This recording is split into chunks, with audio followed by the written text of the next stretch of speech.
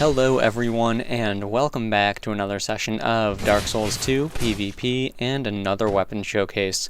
This time I am using the Royal Dirk, and I've actually got a warning for you guys this time around.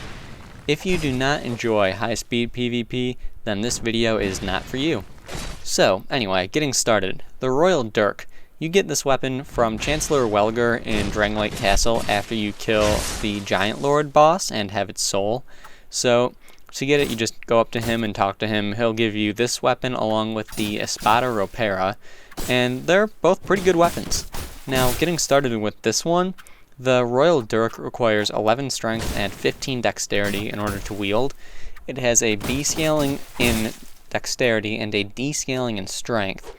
The physical base damage of the weapon when fully upgraded is 150, and this weapon does upgrade with Twinkling Titanite, by the way. The attack rating of the weapon for me on my build is 283, so that's 233 without a Ring of Blades plus 2.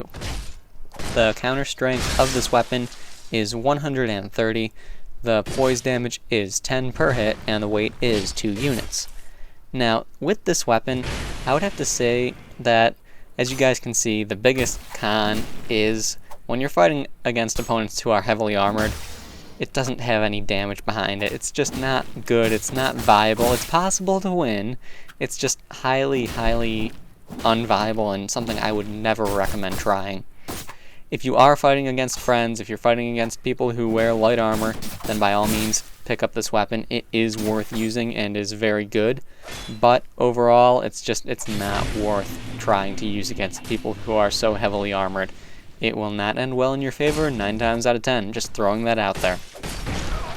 So there's that. Other things about the weapon worth mentioning, I would have to say the biggest pro of the weapon would actually be in its moveset and how fast the weapon is. Now, as you guys have seen a few times, the weapon is very fast and is incredibly good at interrupting people's attacks. So, in the few instances where it doesn't, I guess you could use a stone ring to increase the poise damage that the weapon does, and that would make it even more dangerous, even more capable of interrupting people's attacks, and that's not a bad thing by any means. I personally was using the old Leo ring with this weapon for the majority of the fights, and, well, you guys know how I loved my Leo ring in Dark Souls 1. I like my Leo ring this time around too, so there's that. Overall, fun weapon to use. About the moveset though, like I was saying before, the one-handed moveset is the exact same as the Hide Knight Sword, so if you enjoyed that moveset, then this one can take advantage of the one-handed moveset there. So the sweeping across R2 followed by the stab, this has that. The two-handed moveset, though, is the same as a dagger, which is a good thing. I like the two-handed moveset more on this weapon for the fact that it is incredibly fast, it is very damaging for a dagger-class weapon, and, I mean, I can't complain about that at all. It's very good at interrupting people's attacks, like I said, and the biggest con, of course, like I was saying earlier in the video, would definitely be the fact that its damage output against heavily armored opponents just is not there. So, you know, it's exactly what you would expect for a dagger-class weapon. It's also very long for a dagger-class weapon. I believe the second longest, just below the Black Flamestone Dagger, that's the word, the Day 1 DLC weapon, which has the exact same moveset as this one. It also is a little bit heavier, and it does less damage, so it's just a reskin, but worse, really, so yeah, better to go with this than that. Overall, I had a good time with the weapon, I really did. For those who didn't understand my little joke earlier in the video when I was talking about high-speed PvP, I was talking about those first few fights, how I sped them up. That's the joke. You might not get that. It's okay, it's good. It's a bad joke, definitely. It's one of my worst jokes that I've made, but it's a joke. So, yeah.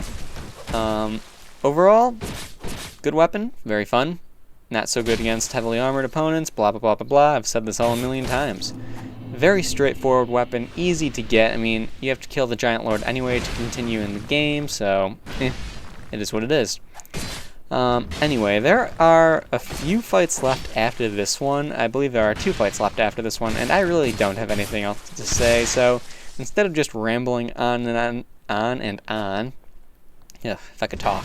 Instead of just rambling on and on for the next couple of minutes, I'm just going to leave here. So I hope you guys enjoyed the video, found it helpful in one way or another. Please like, subscribe, and all that good stuff, and enjoy the rest of the video, guys. I will see you next time.